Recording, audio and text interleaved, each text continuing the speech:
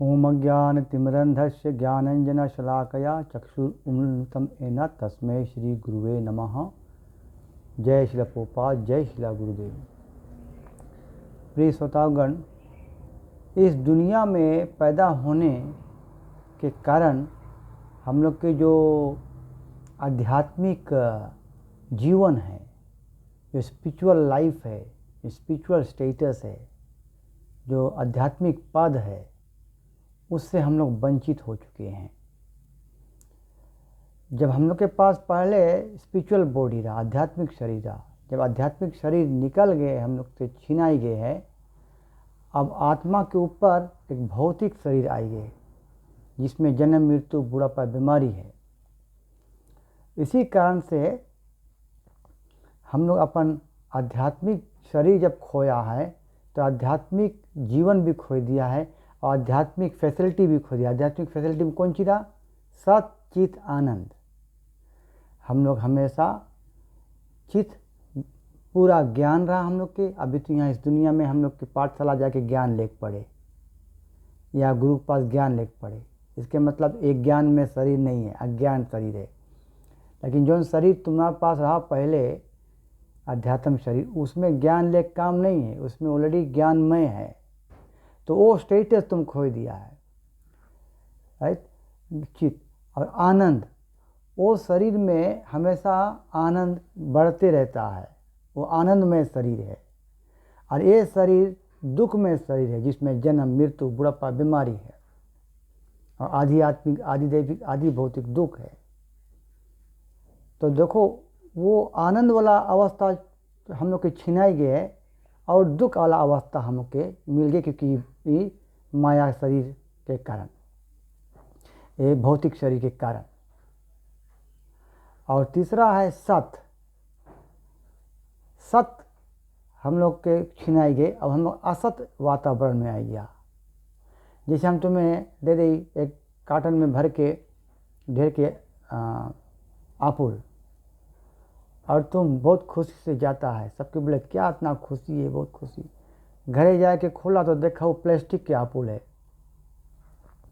तो प्लास्टिक के आपुल और असली आपुल में अंतर है, एक सत है, एक असत है।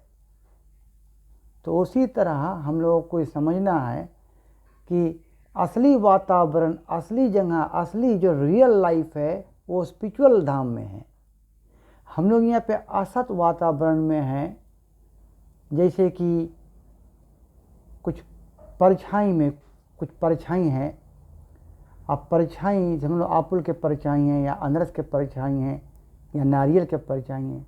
तो खाली परछाई पकड़ेगा नारियल के तो हाथ में नारियल नहीं, कहे कि तुम परछाई खाली पकड़ता है।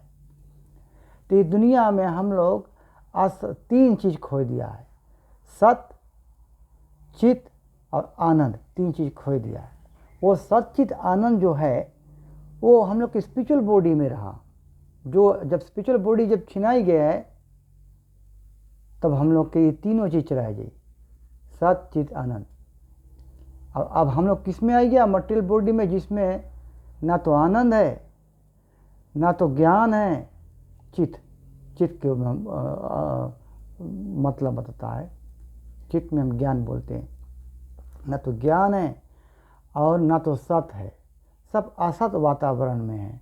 इसलिए जीव दिन जिंदगी भर कमाते कमाते कमाते आखिरी में जब मृत्यु होता है तो उसके हाथ में कुछ नहीं आवे।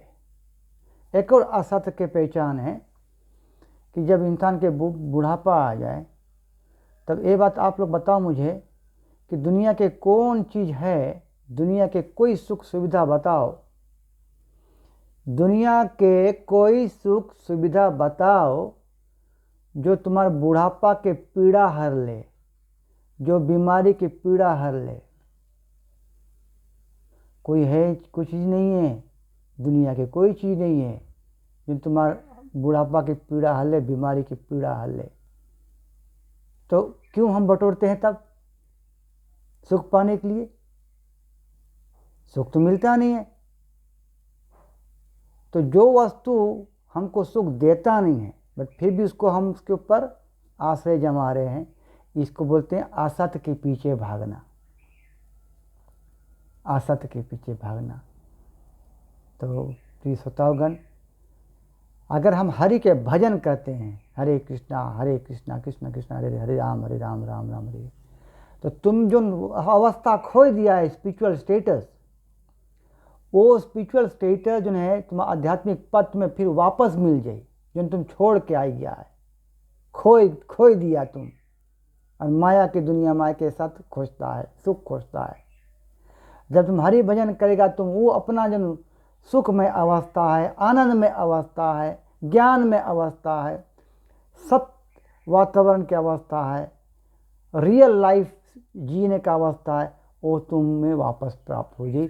तब आत्मा सुखी हुई, नहीं तो सुखी कभी नहीं हुई। प्रभु तुम्हारे चरण में गिर के हम भीख मांगता है कि बात मान लो और हरि भजन कर लो और अपना आध्यात्मिक पद वापस करा लो। हरे कृष्णा।